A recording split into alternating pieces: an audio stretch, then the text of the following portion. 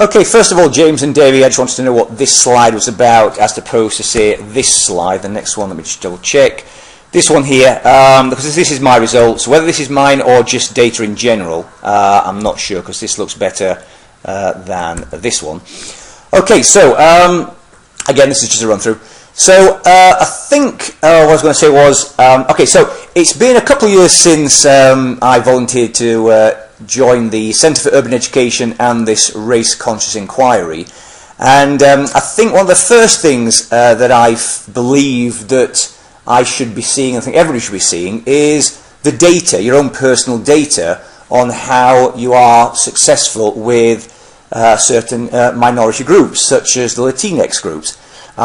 So when looking at this data, and again looking at some of my other data here, I can realise that now, that looking at it going, wow, I hadn't realised that my success rate was quite low with Latinx students. So that's the first thing I became aware of, and therefore one of the things I wanted to target in the 2 years I was being involved with the Q work.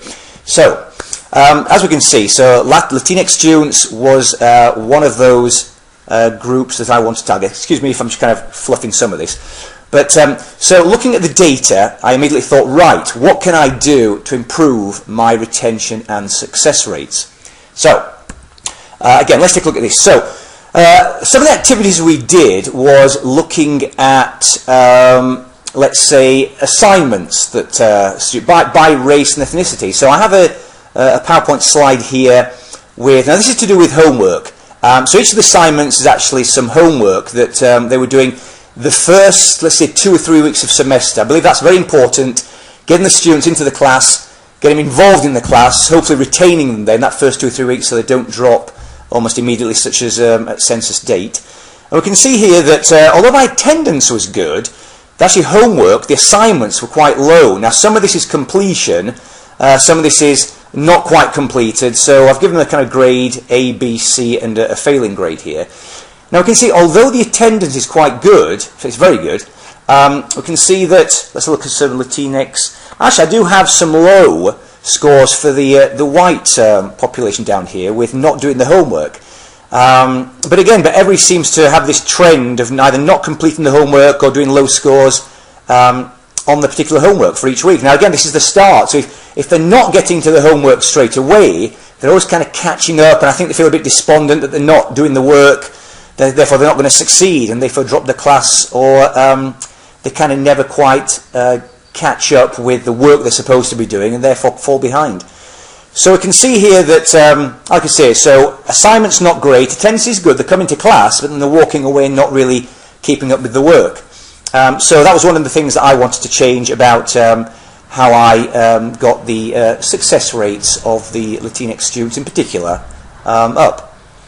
So let's take a look at, so one of the things I wanted to do was actually starting the homework in the class. So I believe that whatever I was doing in the class that day, if they were going to walk away, maybe they had some busy lives outside the classroom, single parents, jobs to do, and therefore they were struggling to do the homework. I felt it was a good idea to actually maybe use some of the time in the class to get them onto the homework, and I can walk around and help them and talk to them, and actually once I believe they started the homework, and maybe they were halfway through it in class, they would then go home and complete the homework because it was already mostly done, maybe. And I felt that's actually worked. Again, we've got some results to show in a while. In fact, actually, just looking at this, I might as well show the results. So again, my belief that if I could get them into the homework early, then they would continue it and therefore succeed in completing the homework, understanding the material, and be more successful in the class. If I go back to that one there, okay, so again, this is, let's say, 2-3 years ago, okay, so again, good attendance, assignments not looking great, okay, homeworks, either they're not doing it, or they're not very successful, maybe they're only partially completing it at home and not doing it all, and then getting behind, and you see there's quite a lot of people here who have that problem. So, if I go down to this slide, you'll notice, with me doing the homework in class, I've got a lot less people actually not doing anything at all. In fact, we've got maybe a couple of white students at the bottom there who don't seem to have done the particular assignment, whereas everybody else is looking quite good. In fact, looks like they're B grades and a pass. So all the blues are pass. So it looks like the B grades and the odd C is far more predominant than how it used to be right here. You can see there the students aren't doing the homework and they're not being successful in the homework, where now they are. Now that's me introducing the homework in the class on every day. So we'll do the kind of material in class, and I'll give them a chance to have a go at the homework, get into it. I can walk around, give them a hand, show them how to use WebWork, rather than being maybe despondent at home and not sure what to do. So I think that's been one of the things that I've changed due to working with the Centre for Urban Education, is thinking how I can help, again, specifically the Latinx students to complete the homework and be more successful. So, now the first day of class, now that involves more now, how I used to, and I think a lot of people maybe still do, is run through the syllabus. Run through how the expectations of the class, the how to do the home, where to go and look at the homework, okay?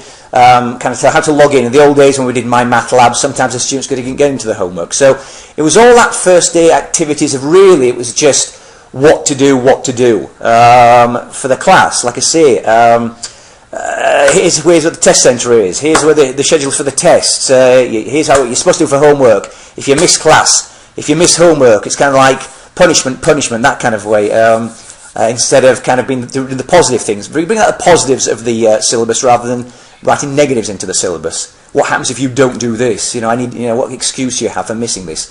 So I stopped doing that whatsoever. So I did more of these first day activities of just getting the class to do things together, getting in pairs, groups, talking to each other, asking little questions where they can be involved in just walking around the room. It's not really a teaching day, I don't believe, the first day of class. And also get them to come up on the board, give them I've got pens everywhere, and they can write what their expectations, what they feel is what a good math class looks like, what a good student looks like.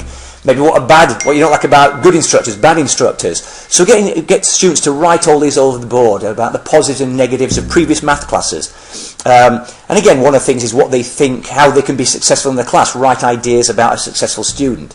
And hopefully we can concentrate on things like that. A good instructor, we can look at things like that. In other words, it gives me ideas what they like and what they don't like. They don't want somebody who's just going to talk up there all day, who doesn't have office hours, or is not going to kind of interested in meeting the students. I mean, obviously that's one of the things that we strive to do, is be there for the students. So that's more the first day of class, and I will still maybe round it off by that first day of getting them into the homework. Okay, let's take a look at what the homework looks like and what you're going to be doing, and therefore it gets them to work together in the class towards the end of that first day. I'll teach a little bit of material just to get them into the idea of what they expect on that first piece of homework. And I think they can kind of get into it there, and it gets them into the pattern of doing the homework rather than going away, going home. Maybe I don't know what they might do at home, whether they've got like I say, they've got other home life, they've got a work life. So I like the idea of instilling into the mindset of doing the homework, and if I can get them to do it in class, then I will do. So again, that first day of class.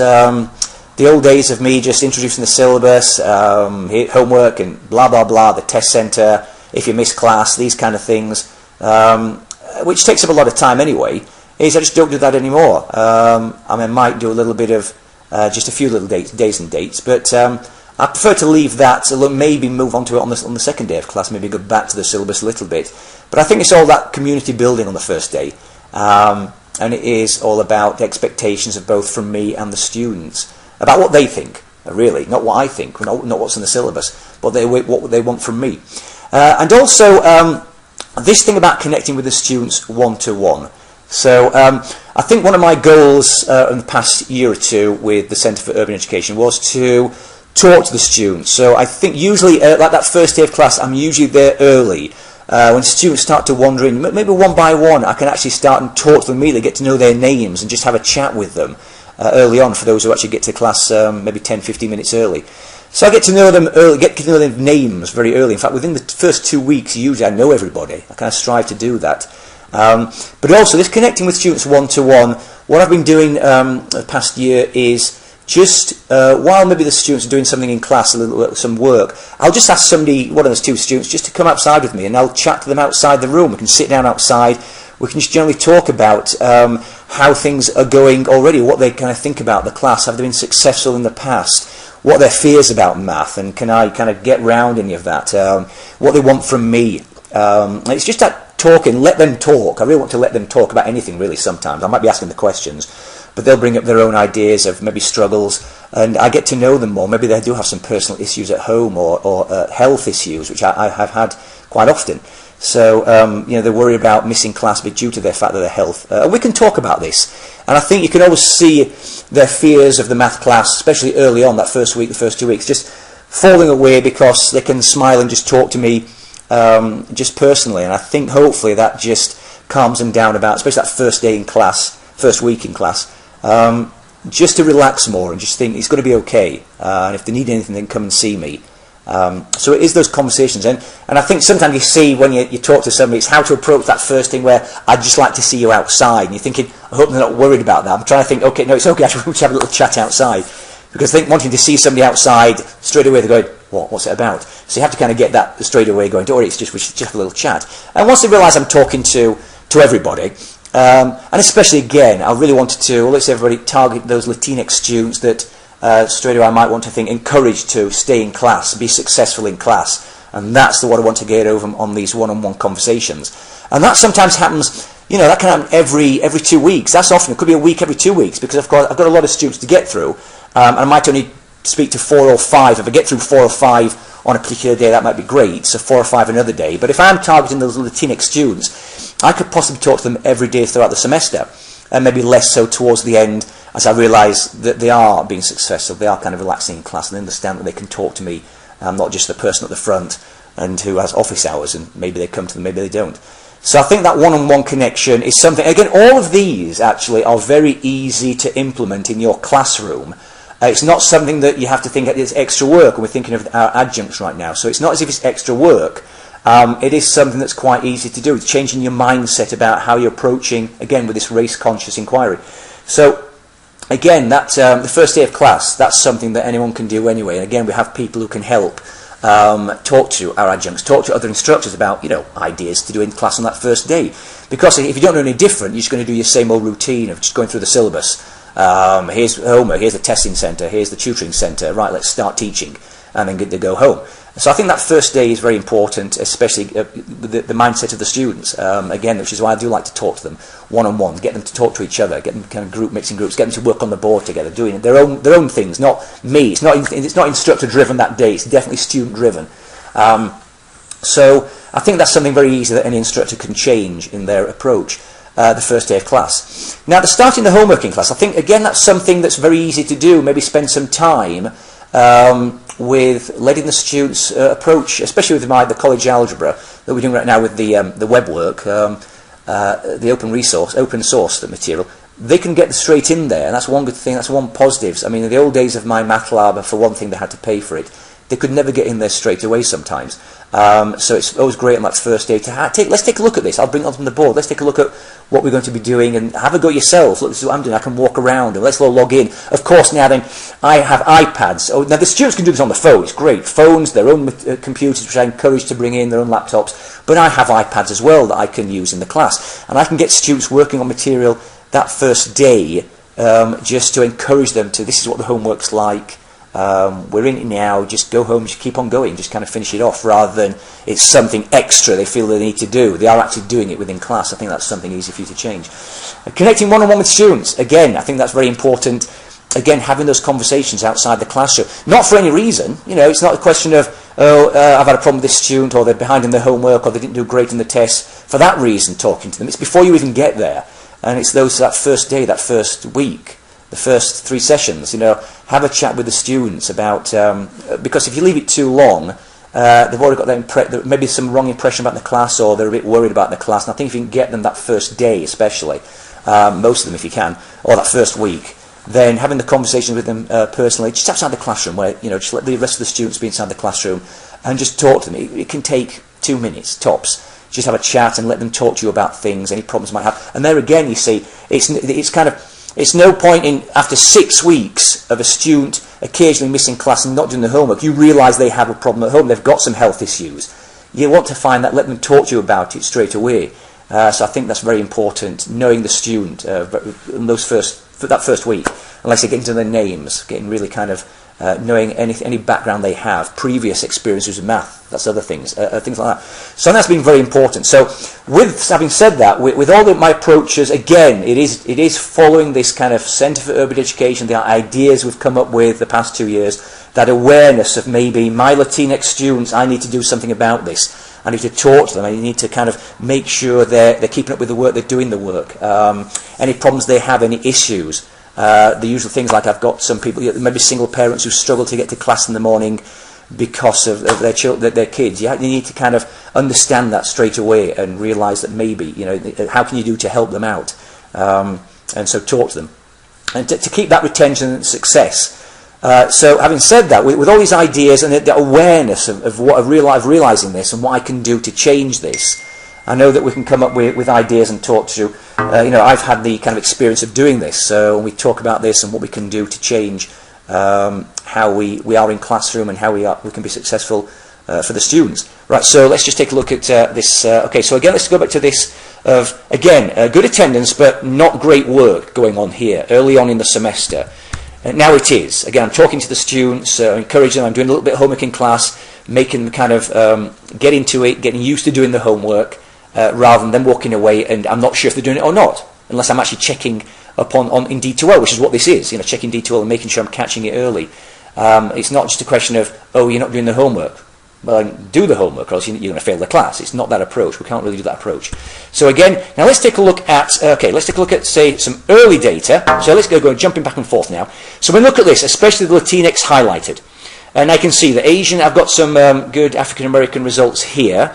Again, actually, the white, non-Hispanic, kind of not as great at the moment, but can you see, again, we're looking at the Latinx in particular, which is what I decided, that's what I need to target. I need to make sure that my students, how can I make them more successful? So again, if we look at this, we'll look at less than 50% Latinx students.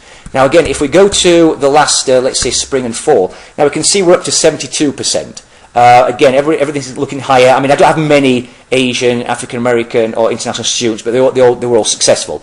If we look at the Latinx, again, it's 72%, where it was less than 50%.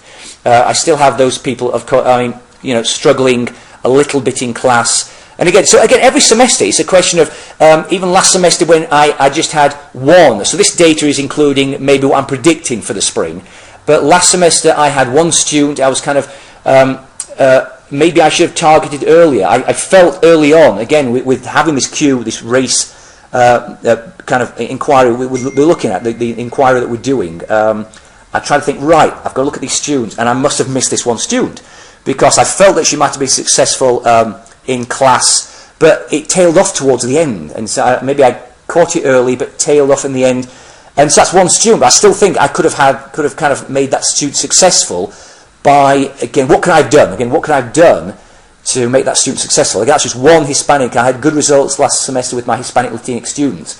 One who didn't pass the class, I felt just I didn't catch it at the end, and maybe what could I have done to catch that? Again, how could I have made every Hispanic Latinx student pass the class?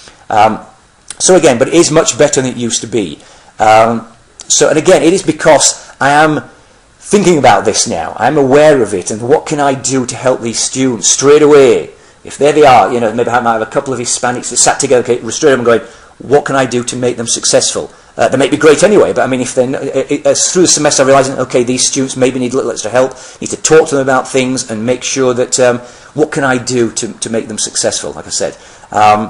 So can you see that, like I say, sorry, but at the end, James and Debbie, I'm kind of thinking about this now, which I'll do better with. But the whole point is that it has worked. And again, looking at the kind of points that James sent me, that it has, this actually has worked. I mean, what I've done here, it is worth doing, which James pointed out, it's worth doing and it has worked.